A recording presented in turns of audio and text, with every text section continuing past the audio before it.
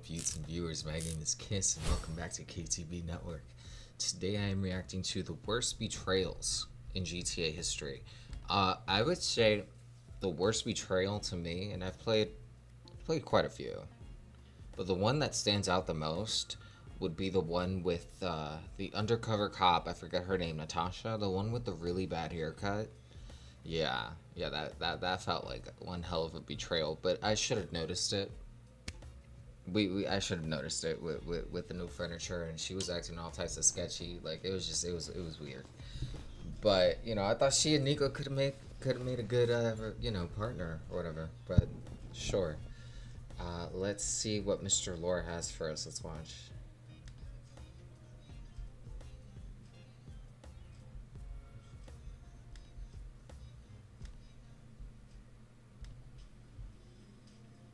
Or any Rockstar.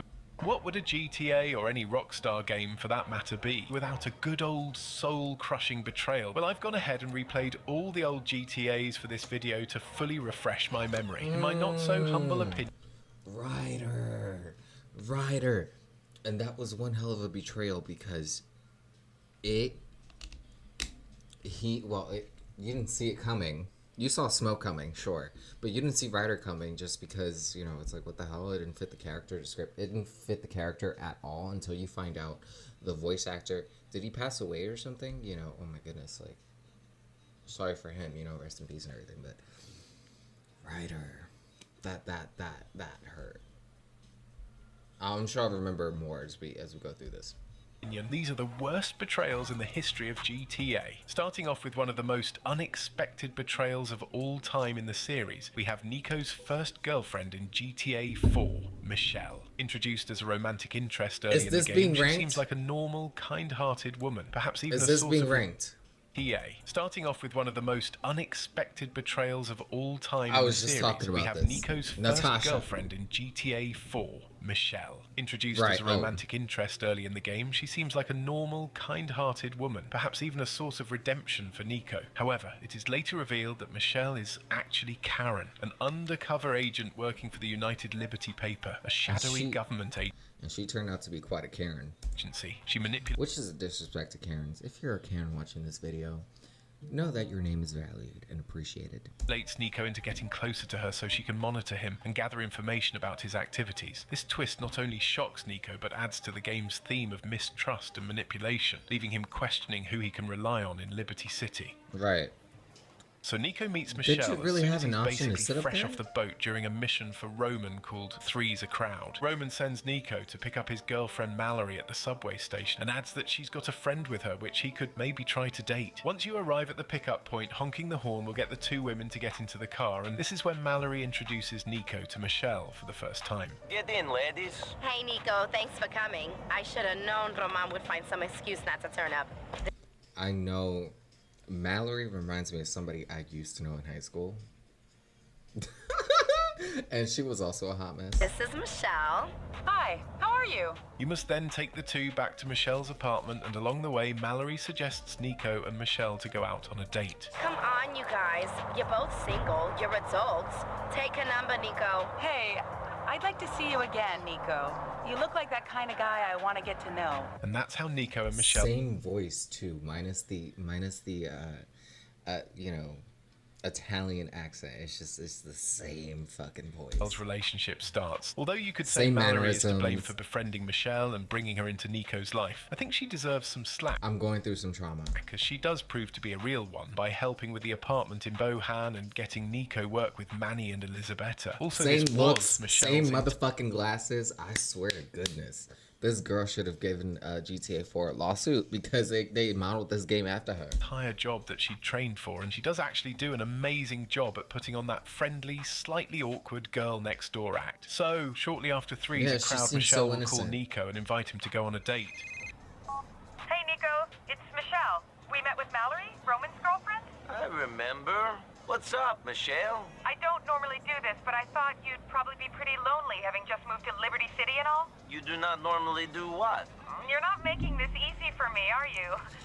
I'm asking you out on a date. Before triggering the first date mission, you will always receive a call from Roman asking for help when you get close to Michelle's house. If you ignore Roman's call and start the mission, you'll miss out on some really important dialogue from Michelle, which actually gives you a clue into who she really is. But if you answer the call and help Roman with the loan sharks before the first date mission, which by the way is the canon choice, you get this text message from her after. Nico, where did you go? I couldn't find you. Did something important come up? Are you involved with some bad people? So she sends 3 questions in one message. The first 2 you could pass off as pretty normal to ask relative to the situation. But Right, that last one is what's very sus in hindsight. Up until this Oh, I didn't notice that. point, Michelle should have no reason to even question if Nico is involved with some bad people. You've only had 2 brief interactions so far. The ride home Right. from the subway and phone call asking Nico on a date. Both occasions, nothing whatsoever was said that could give off that impression. And then when you start the mission, you will also get the canon dialogue.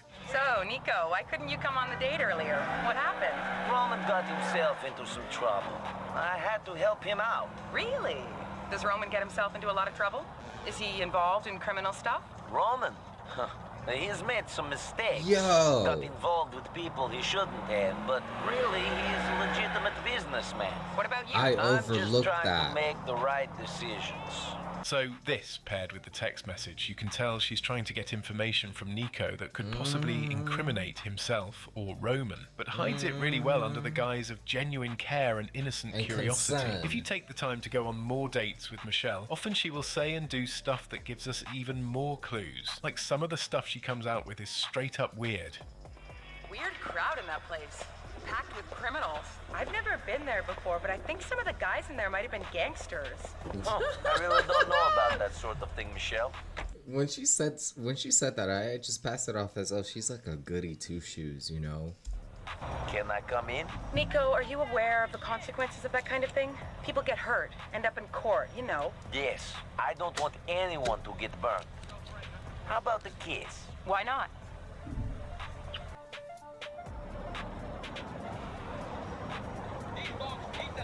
Interesting bar. Do you think those guys were crooks? I don't know about that kind of thing. So, did you What's wrong with drink her? there? I could swear it was just me knocking back that stuff. Shit, I do not know. I cannot really remember. You're a strange girl, Michelle. A funny And she girl. pretended I to do not be know. drunk. This bitch. Can I come up for a Excuse nice me, I'm just hot cleaning coffee? off the I shouldn't, but any dirt I like see on you. my camera. Great. I gotta wipe. On the side of my please camera. more! Tell me more! Oh, that's great! Speak up a little! Oh, that's great! Girl, but there's something strange about her. Then a little bit later in the story, when you start working for Elisabetta, you will also receive a call from Michelle warning you about her. Hey, Nico. Mallory tells me you are working with Elisabetta Torres now. Do you two know each other? Elisabetta seems to have a lot of friends. That's because she's a dealer, Nico.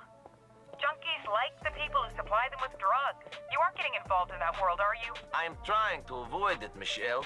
Maybe I do a few errands for Elisabetta. Nothing serious, though. I am no dealer. If you need help with anything, Nico, just speak to me. If you want to get something off your No, chest, I'm a girl. good listener, you know? So even though No, most of us girl. didn't see it And coming, I the loved signs of Elisabetta. Michelle being a cop were definitely there before the big twist reveal at the end of the snowstorm mission. Quick recap of the mission. Nico There was a arrives at snowstorm Elisabetta's mission? apartment to find her in a heated dispute with little Jacob about an untrustworthy contact he had introduced her to, resulting in a large amount of her drugs being stolen. Nico agrees to handle the situation for her, and once you reach the yellow marker outside the old hospital, a cutscene will show the Angels of Death and the Spanish lords concluding a deal. This is scale fish, imported straight from Bolivia, manito. Polvo puro, the best, man. You're an I don't American remember now. there being a The best snowstorm. everything gets made here. If the best stuff got made in Mexico or Colombia or wherever, why do you all run across the border? Tell me that. Ah man, Rockstar's comedy is unmatched. Anyhow, Elisabetta's drugs will be in a room at the back of the hospital, so you have to cross the entire building to retrieve them, fighting any and everyone that gets in your way. After retrieving the duffel Yeah, that bag, was a Nico hard will phone mission. Jacob to confirm he has the stuff, when suddenly the noose arrive and storm the hospital. You must then fight your way back out of the hospital and escape your wanted level. After losing the police, Nico will call Jacob to inform him. However, Jacob will sound very spooked on the phone. I lost the heat. Where are you? Cheers, fine. I'm with some fuckers that know I. Get here now, Nico. This be some strange shit. When you arrive at the rendezvous, the final cutscene of the mission will play, where Michelle's big secret is finally Exposed, revealed. Yeah. Jacob, what are you talking about? You know, I think you're smoking too much. Yo, me think me know the heat that come from in a king. Hey, Nico. Hey, Jacob. What are you doing here? This is no place for you, Michelle. As it happens, it is. You see, Nico, I have been working for the government. I'm afraid it's my job to watch you. Puta. And now I have to ask you for the coke. This is a joke, right? Please, please don't make this harder for me than it already is. Look, they're about to take down Elizabetta. I don't fucking believe this. Listen, I'm sorry it had to be this way, Nico. I'm really sorry. Hey, you know, you could have gone down too if you weren't so useful. There wasn't a snowstorm while I was playing this mission. That never happened. This has to be a mod. You fucking bitch. Nico, Hold on. You mean to say you're going to let us off just like that? Nothing now, go on? well, my employers need the help of a guy like Nico. The office is in Algonquin. I'll call you. You know, as and when we need you. The coke, please. So, after this, every call to Michelle will go to voicemail. However, she will phone Nico later on to summon him to the ULP building. And these are the last couple of interactions we ever have with her in the game. Hey, Nico, it's me. Yeah? Who are you? Can you remind me? That doesn't matter. You need to meet me outside the United Liberty Paper Building in Algonquin. It is very important that you be there. Goodbye. Cold. I'm not in the business of caring about people's feelings, bud. Yeah? Boo fucking who? Hey, Very cold. Hi. listen, I know what you must be thinking, but don't bother. I'm sorry, but I don't see how you know what I must be thinking. You've killed people. You should be dead yourself. Or inside. You're just lucky it was me and not someone else who got their hooks into you. I'm sorry that I lied to you. And weirdly, in some ways, you're a nice guy. Better than the creeps I normally date. That's what I'm saying. Like they could have had a, they could have had a moment here. Like it just. Then again, you know, when you lie to somebody, then the relationship is broken. So. But wouldn't it qualify as Nico lying too by omitting information, or does that not qualify as a lie? You let me know. But you're damaged goods. No doubt. Let's go.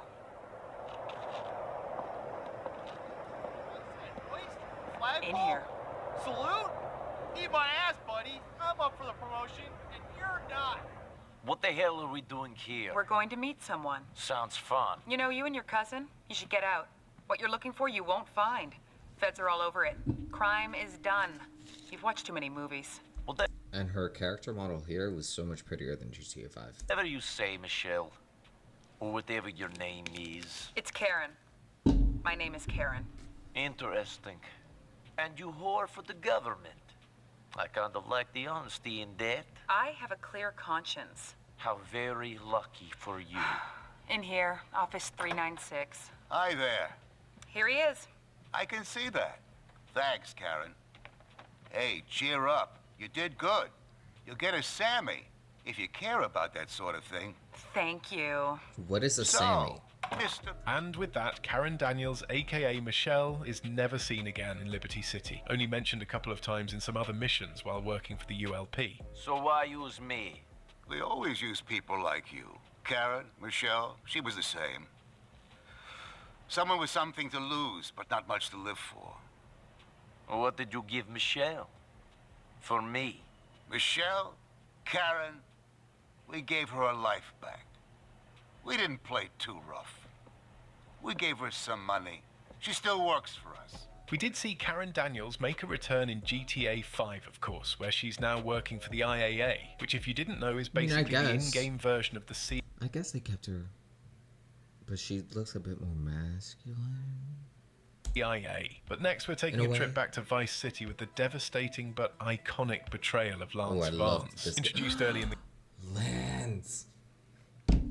I remember, oh yeah, that hit hard too. The game as a key ally to Tommy Vercetti, their partnership begins with tragedy. In the opening intro, Tommy is sent by his boss, Sonny Forelli, to oversee a drug deal at the Viceport docks. This deal, meant to establish Sonny's foothold in Vice City, involves Lance Vance and his brother, Victor Vance, who serves as the supplier. However, just as the exchange is underway, unknown gunmen ambush the scene, killing Victor Vance and several others. Tommy barely escapes with his life, leaving the drugs and Sonny Forelli's money behind.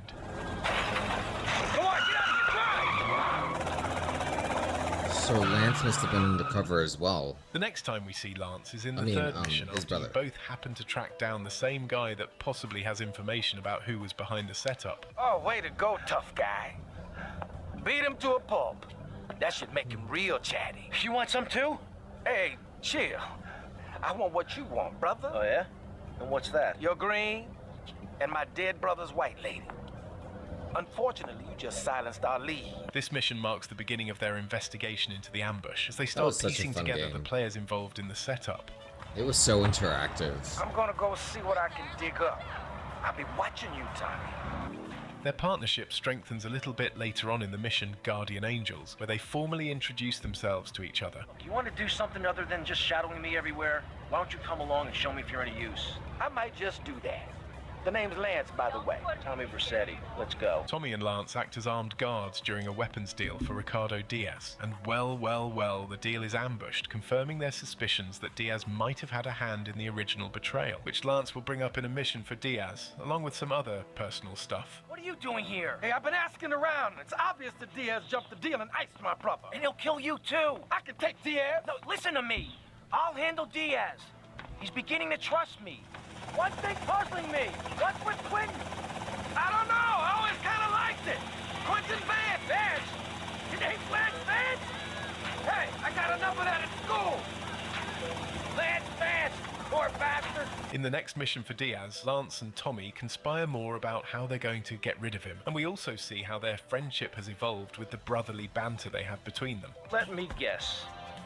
You thought I could use a guardian angel? I'm just saying, you need to let me in there, my man. Now, you can feed me all this lonely tough guy crap. But I know one day I'm gonna save your ass, and you're probably gonna want to kiss me. Wacko. So, Tommy, we know it was Diaz busted our deal, so why in the hell are we running errands for him? The more we learn now, the less we have to learn when we take this town over. I like your style, man. Real fresh. Good shooting, my friend. You're a real, proper, grade-A lunatic. Well, thank you. See you around, Tommy. Okay, Mr. Lance Vance Dance. So after this mission, Tommy discovers Lance is being held captive by Diaz after he couldn't help but try to make a move on him due to his impatience for revenge. There goes my careful planning blown to shit. Thanks to you. You screwed up real good, Lance. He killed my brother. What do you expect me to do, mow his lawns? We're gonna have to take out that prick Diaz before he takes us out. With Diaz now aware of their true motives, the two waste no time and team up once again to take him down, finally avenging Victor's death and seizing control of Diaz's operations. You stupid pricks! My beautiful house! Look what you've done to it! This is for my brother! I trusted you, Tommy. I would have had you made. Say goodnight, Mr. Diaz. It's a pivotal moment that should have solidified their bond. Instead, it marks the beginning of the end. The mission Shakedown sees Tommy consolidating his power with his right-hand man Lance, often acting as second in command. But Lance feels like he deserves more than being treated as a subordinate, and as Tommy's empire grows, so does Lance's resentment towards him. The tension comes to a head in Bar Brawl, where Lance's recklessness nearly jeopardizes their plans. What's the problem? Some bars refusing to pay. They reckon they're protected by a local gang of thugs. But don't worry, Tommy. I can handle it. You call this handling it? You two, off your asses. Let's go.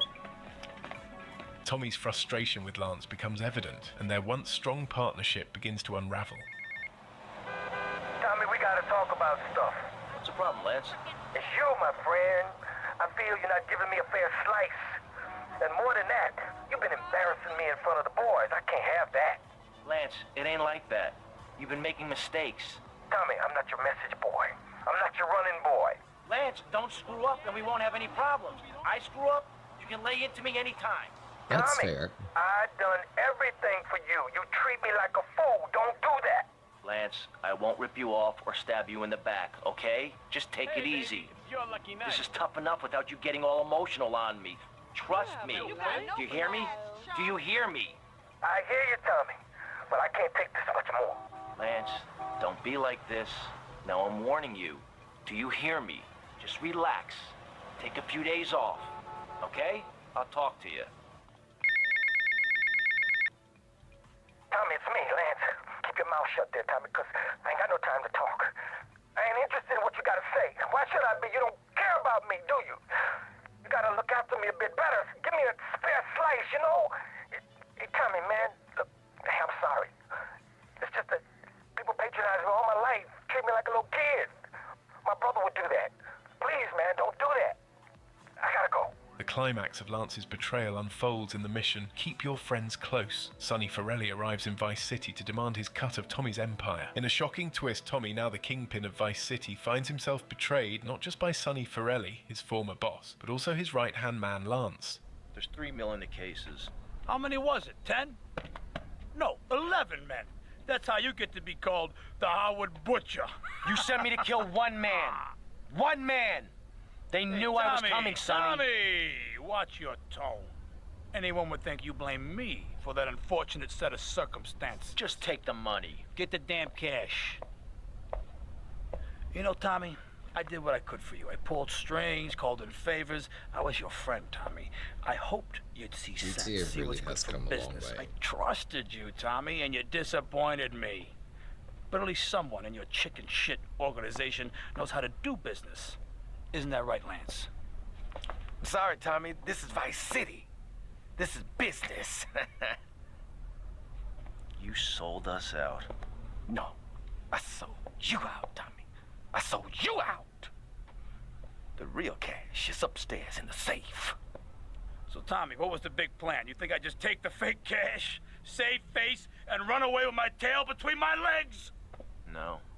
I just wanted to piss you off before I kill you. No one to cover your ass now, eh, Tommy? You're going down, you backstabbing prick. Oh, you think so? The confrontation takes us all the way to the rooftop where in a final showdown, Tommy eventually kills Lance. This is the last dance for Lance fans. I said I had enough of that at school. You picked the wrong side, Lance. Not gonna lie though, his death is a little anticlimactic since there's no cutscene for it, but yes, still such a legendary moment. That stupid prick, Lance. Tommy, I never liked that guy, okay? He's neurotic, he's insecure, he's self-centered. The guy's an asshole. I'm glad you took him out. So, why did Lance betray Is there a cutscene for the definitive version, maybe? I don't know. Tommy? Let me know. The answer lies in his character. Lance was never content with being second in command. His ego couldn't handle Tommy's rise to power, and his jealousy ultimately consumed him. But now we turn our attention to the series' most iconic plot twist to this day. And of course, I'm talking about Big Smoke and Ryder's betrayal in GTA San Andreas.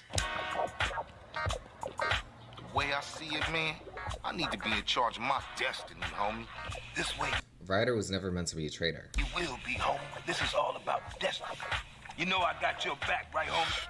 I knew Smoke was a traitor the moment he was eating and he wasn't shooting back at the op. Like, There was something wrong with that. Cool. He played it off on being a fat ass. Excuse me for cursing, but... Understand the betrayal, we first have to understand the bond. Grove Street Families, one of the most iconic gangs in Los Santos, was more than just a criminal organization. It was a brotherhood. CJ, Sweet, Big Smoke and Ryder grew up together, fighting to maintain their turf and their identity against rival gangs like the Barlas and the Vargos. For CJ, Grove Street wasn't just a gang, it was home. After 5 years on the East Coast, it was time to go home. Carl Johnson, aka CJ, returns to Los Santos after spending years away in Liberty City, called home by his older brother Sweet, after the death of his mother in a drive-by shooting. No! Oh, shit, hell! Oh, Mama! Come on, girl! Mama! Upon returning to the Johnson house in the heart of Grove Street where he grew up, CJ is haunted by memories of the past, until out of It's, not to bring politics into this, but it's fun. It's kind of funny to see how the state of the world is now and how people are just racially divided. When San Andreas was one of their most people's favorite game, you know? Nowhere. You picked the wrong house, fool! Hey, Regardless of race. Smoke. It's me, Carl. Chill. CJ? Oh, my dog! What's up? Hey, baby, you okay, man? Nah, man. It's my mom's, homie. Hey, I don't know why this had to happen, but I promise you, I'm gonna find out who killed your moms. So what was Big Smoke doing in the Johnson house alone? I know many of us overlook this point, but it is very suspicious, and although very subtle, this is our first clue of Smoke's involvement in the murder and his betrayal. In the drive-through mission, CJ starts asking questions about his mother. Smoke's behavior and dialogue throughout the entire mission is questionable, to say the least. How moms get killed? We gotta talk about it. We all gotta talk about it. They was going for Sweet. How you supposed to know that? You know what people are like. Say they have love for you, but won't say a word. Too damn scared. Some people say they saw a green Saber doing the work, then speeding away. Yeah, but people like to talk, don't they? Hey, sorry, bruh. You know I gotta know about mom. I know, CJ, I know. People like to talk, and that's, the word of the day is quidnunc. A person who enjoys seeking and spreading gossip. Just try not to think about it. That's dog. ironic, hearing that. I mean, I didn't even know she was hit until it was all over. Yeah, right. Let's eat. Smoke is very dismissive toward the whole subject of Beverly Johnson's death, and then when the Barlas show up, he only focuses on eating his food instead of helping his homies. Why you ain't blasting, Smoke? I'll shoot him when I'm done eating. Quit stuffing your motherfucking mouth. Let's go. I ain't stuffing it, homie. I'm enjoying my meal. Smoke, stop stuffing your face and start popping them balls. I'm trying to enjoy my food. And those fools are trying to enjoy our death. Now come on, Smoke. You know, while all of this is happening, like, I don't understand how somebody could just eat their food while bullets are flying at them. Like, I would save it until I got home. Shoot! Hey, I'm just finishing my fry. My special. Oh, man. That food filled a hole. You chubby motherfucker. Next time you better start blasting or I'm gonna blast you myself. Another clue to Smoke's betrayal is that he's always challenging Sweet's leadership and thinks they need to get into the drug game because of how lucrative it is. But that goes against Sweet's and by proxy Grove Street Family's principles, so he wants nothing to do with it. Hey, fool, we losing the streets, man. Nah, we just standing by our principles, homie. But our principles are making us bitches, man. Everyday ballers get stronger and you and I get weaker. You and I get poorer, man. Man, that shit'll blow over. Oh, it always does. Hey, you gotta keep it real, man. Man, nobody give a shit about the hood. I do. All they do is sell yay and ruin the place. No crack ever made a gang type. Oh, no, man. What's up, y'all? What's up, CJ? What's crack? Man, all they care about is smoking and money. You can't knock a homie's hustle, Sweet. Them marks ain't soldiers. They idiots trying to be businessmen. Yeah, but they down with us, man. All they down with is money. Respect has to be earned, Sweet, just like money. So what you saying? You don't respect me? What I'm saying is, speak up, nigga. I'm hungry. Oh, man. So we eventually see blatant proof of Big Smoke and Ryder's betrayal in the Green Sabre mission. Sweet rallies up the Grove Street families to make a big move on the Barlers, your sworn rivals. However, right after Sweet's motivational speech, CJ receives a call from Caesar insisting that he has to show him something right away. Hey, CJ, it's Caesar, man. I'm kind of busy now. Something big going down. Essie, I gotta see you, Holmes. Tell you something. Look, if it's about Kendall, don't worry. We cool, all right? No, Caesar, you gotta come and see something. Something important, eh? Well, it's gonna have to wait. This can't wait, Holmes. If I tell you, you won't believe it, Essie, I swear. Okay. I got about 5, so it better be good. Where you at? I'm under the freeway, north side of Vernon Bluffs. Once CJ arrives at the meetup spot, he's devastated to see Ryder and Big Smoke working with the Barlers and Crash, an extremely corrupt police unit who blackmail Carl into doing their dirty work, led by Frank Tenpenny, one of the main antagonists. Moreover, Carl sees them with the infamous Green Sabre, rumoured to have been the car used to infiltrate Grove Street and assassinate Sweet, of course failing and hitting their mother. That's the motherfucking Green Sabre. Okay, now I see why the mom died. I played this game so many times and I forgot. Shit, Smoke? Crash making you sell us out? Moms! After witnessing Smoke and Ryder's betrayal, you must rush to Sweet's rescue as CJ believes he's walking into a trap. When CJ gets there, he finds Sweet in terrible condition. Sweet tells him to just leave, but CJ refuses to abandon his brother and holds off the Barlers until the cops arrive. CJ, where you been? Caesar called and showed me some shit.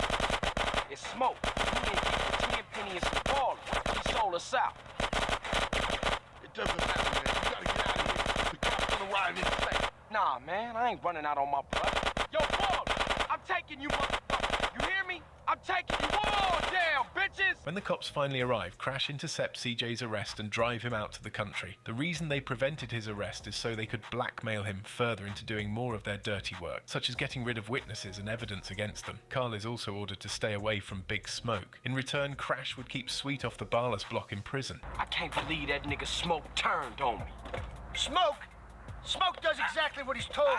He learned that lesson a long time ago. Damn, man, take it Yeah, easy. homies for life? Street loyalty? That's all bullshit, Carl. Didn't you learn that when they ran you out of town just because you let Brian die? Huh? Eddie, I can't deal with this guy. He's an idiot. Let me air this fucker out.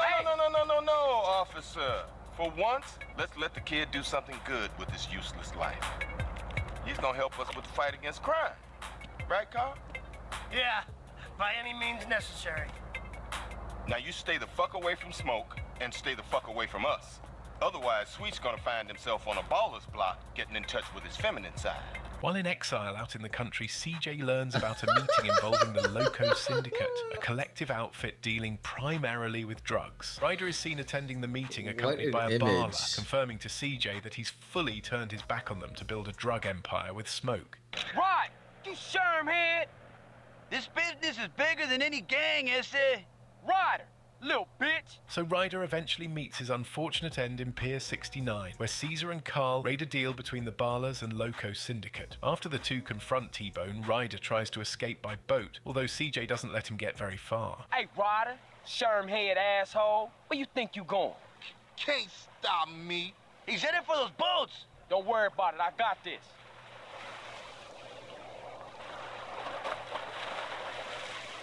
They must have used some leftover audio for him, because it didn't fit his character to betray, especially when he was talking all that shit about,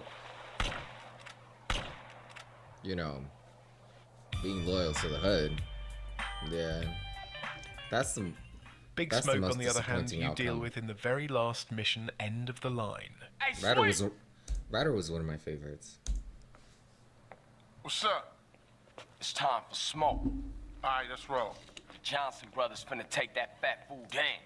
The mission begins with CJ and Sweet learning the location of Big Smoke, who has become a drug kingpin and is hiding in a fortified crack palace in East Los Santos. CJ fights his way through Smoke's heavily guarded mansion, clearing multiple floors filled with gang members and security. In the final confrontation, CJ comes face to face with Big Smoke in his office. Look at you got the whole world. I ain't got no regrets, man. Smoke, you had... I made it, CJ. I'm a success. I can't be touched. I don't give a fuck the whole world. What happened to you, man? Man, what the fuck do you care? I guess we better do this shit then. After a tense exchange, Smoke refuses to surrender, leading to a brutal shootout. Smoke is ultimately fatally wounded, but in his final moments he reflects on his choices, showing a mix of pride and regret. Hey, Smoke, what made you flip out like that, man? Was it the drugs or what? I got caught up in the money, the power. I don't give a shit. Oh, fuck, man. Why you just didn't quit, man? We was like family, homie. I had no choice. I had to do it. I just see the opportunity of when I'm gone, everyone gonna remember my name. Big Smoke.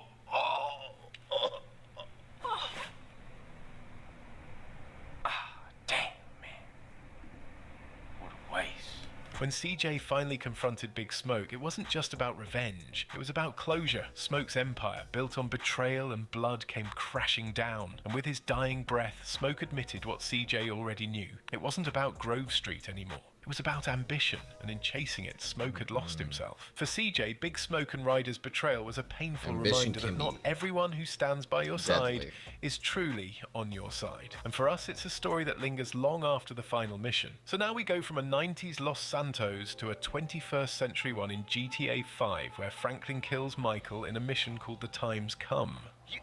Oh, I never choose these options. I never did. It's always Death Wish for me, option C. I never do this. It's too disheartening to look at. I can't do it. You? You came here to fucking clip me? You? Fuck! This option, initiated by Devin Weston's manipulations, forces Franklin into an Devin is such impossible an moral dilemma. asshole. Eliminate Michael, his mentor and father. Like, how much of a douchebag you gotta be to give out orders and jog at the same time? Like, I can't stand you. That's why I kill you all the time. The figure to secure his own position, or resist and face the consequences. If Franklin decides to side with Devin and kill Michael, the betrayal becomes deeply personal for several reasons. Michael took Franklin under his wing, teaching him the ropes of high-stakes crime and guiding him through the world of heists. For Franklin, who sought a way out of the low-level gang life, Michael represented the closest thing to a father figure he'd ever had. Whoa. What, am I detecting some sort of son I never had bullshit here, Mikey, huh? Hey, listen, if you want to replace some father figure, you can do a lot better than this fat snake, all right? This fucker would eat his own kids. Like I said, Franklin, deranged. Yeah, and best friend. Exactly. That's Trevor, my best friend. That's Franklin, the son I always wanted. Throughout the story, Michael shows genuine What a care for sarcastic Franklin, asshole. offering advice, opportunities, and loyalty, which makes Franklin's decision to betray him that much more devastating. But while Michael had done so much for Franklin, he also brought danger, chaos, and secrets. Yeah, I mean, look, Franklin, I'm working for the fucking feds. Oh, fuck, man. Oh, fuck, man, yeah, and that ain't even the worst part. Franklin had his reasons to resent the older man, but were they enough to justify murder? I think No. everybody who played through the story knows the answer to that question, which is why it's the ending that makes the player feel the most shitty. By the time Devin rolls Exactly. around with his distasteful proposition, Franklin has evolved from a small-time hustler to a central player in Los Santos' criminal underworld. His relationship with Michael, built on a foundation of mentorship and at times manipulation, becomes a test of loyalty versus self-preservation. When players choose to kill Michael, they're not just ending a life, they're dismantling one of the most significant bonds in the game. That's like The Last of Us, you know, and The Last of Us 2 just completely destroying that father figure relationship. Yeah, no. Makes the betrayal hit harder is how it plays out. Michael doesn't go down without a fight, but his resistance is tinged with heartbreak rather than rage. His final words and actions show a man who, despite all his flaws and mistakes, genuinely cared for Franklin. Now you're gonna... Cap, the only one who was ever decent to you! Ha! No, I trusted you. I took you in. Treated you like family. The climb to the top of the industrial tower feels like a metaphor for Franklin's rise in the criminal world. But at what cost? When Michael falls to his death, there's no triumphant fanfare, just a hollow sense of loss.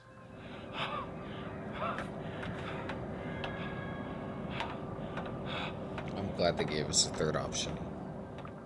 In many ways, Franklin's decision to kill Michael, if players choose that path, mirrors Michael's own choices throughout the game. Michael's betrayal of his former partners in the prologue sets the stage for much of GTA 5's drama. You reptilian motherfucker! His past actions ripple into the lives of Trevor, Franklin, and even his own family. When Franklin turns on Michael, it's almost poetic justice, though not in a way that brings any satisfaction. Devin Weston's role in this ordeal can't be understated. So you're gonna A, listen to some 50 grand a year pension hunter, or B, a billionaire, who even the president lets finger his wife, or C, try and be really stupid and save those 2 idiot mentors of yours and have everybody in the goddamn state crawling up your ass. He is one of the wealthiest and most influential figures in Los Santos, embodying the corrupt elite who control the city from behind the scenes. As a billionaire with investments in everything from tech to private security firms like Merryweather, Devin's reach extends far beyond the criminal underworld. His connections with the... Ooh, I remember Molly.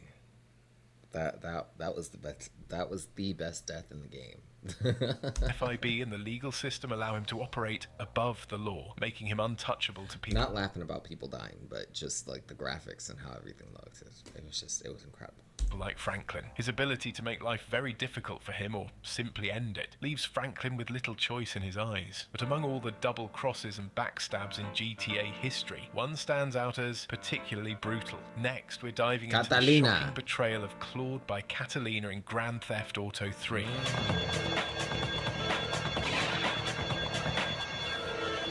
Sorry, babe. I'm an ambitious girl. You're just small time. She really changed. I mean, her appearance. At the center of this story is Claude, a silent yet deadly protagonist who we meet as he's carrying out a heist alongside his girlfriend and partner in crime, Catalina. The heist goes smoothly, but as they're making their getaway, the unexpected happens. Catalina turns on Claude, shooting him point blank and leaving him for dead. Her reason? She's decided to move on with the Colombian cartel and sees Claude as nothing more than a loose end. But Catalina's betrayal wasn't just personal, it was pivotal to the narrative. It's what transforms Claude from a criminal to a man on a mission. After surviving the gunshot wound, Claude is arrested. However, the prisoner transport convoy is ambushed by the Colombian cartel who break out the Oriental gentleman, somebody Claude meets later on in the story. Anyhow, Claude and 8-Ball use this opportunity to make their escape as well. After finding himself in the underbelly of Liberty City, Claude sets his sights on climbing the criminal ladder, all while plotting his revenge against Catalina. Throughout the majority of the game, Claude works for various gangs like the Mafia until he's betrayed by Salvatore after his mistress Maria lies about having an affair with him, forcing Claude to move to Staunton Island, where he starts working for the Yakuza. A little bit later on in the mission, Grand Theft Aero, given by Donald Love. Claude's objective is to retrieve a package from a plane at the Francis International Airport. However, when Claude arrives, the Colombian cartel is already there, with Catalina orchestrating the chaos. The mission ultimately brings Claude face to face with Catalina and Miguel at the construction site where he confronts them. Catalina manages to get away, but Miguel is captured and left to be interrogated by Asuka. I left you pouring your heart out into the gutter. Hey, don't shoot, amigo. No problem. We all friends? Don't be such a pussy. Hey, we got no choice, baby. We always got a choice, you dumb bastard. She has not changed. I'm sorry about the crazy bitch, man. They all the same, please. Por favor. So, the whore got away. But you've done me a favor. You're not the only one that has a score to settle with the cartel. After a few more missions for her, Claude returns to the construction site to find Asuka and Miguel murdered by Catalina, along with a letter informing him that she's also kidnapped Maria. The whore got away. The reason Claude cares for Maria, or at least feels he has an obligation to save her, is because she saved his life, warning him about the car bomb trap set by Salvatore, and also helping him get out of town. So using the money Claude worked so hard for, he shows up at the Colombian cartel's villa with the 500... Wow, pagers. Y'all remember pagers? Leave a thumbs up if you do. $1,000 ransom, but is once again double-crossed by Catalina. Throw over the cash.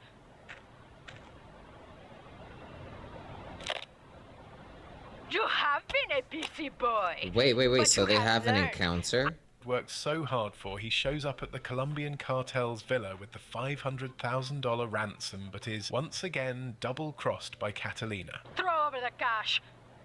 She's just asking to die. One time wasn't enough. You have been a busy boy, but you haven't learned. I'm not to be trusted. Kill the idiot.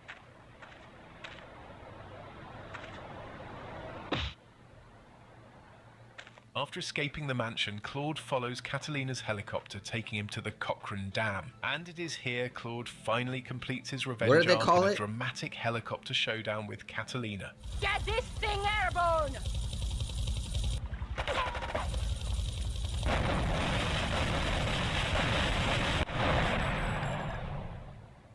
So ladies and gentlemen, Bye, that was girl. the worst betrayals in each GTA game. Didn't really intend on the video being this long, but It would have been nice to see like certain like her reaction as she was gonna die, you know, like that would have been nice.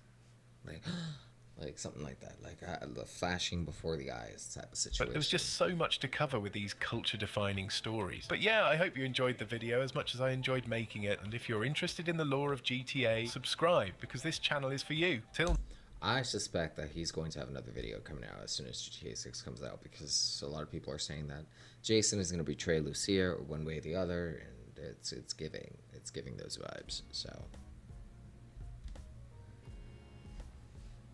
yup. But if you've enjoyed this reaction, well, let me know what you think down in the comments below. If you've enjoyed this reaction, give it a thumbs up. You know, like, subscribe if you vibe. Also, sheesh, it's been quite some time with me not doing this, but yeah, let me know what other gaming videos you want me to react to, and I'll see you guys on live streams. I haven't been lately because I've been playing Kingdom Come 2 offline, but I will eventually come back. So take care and thanks for stopping by.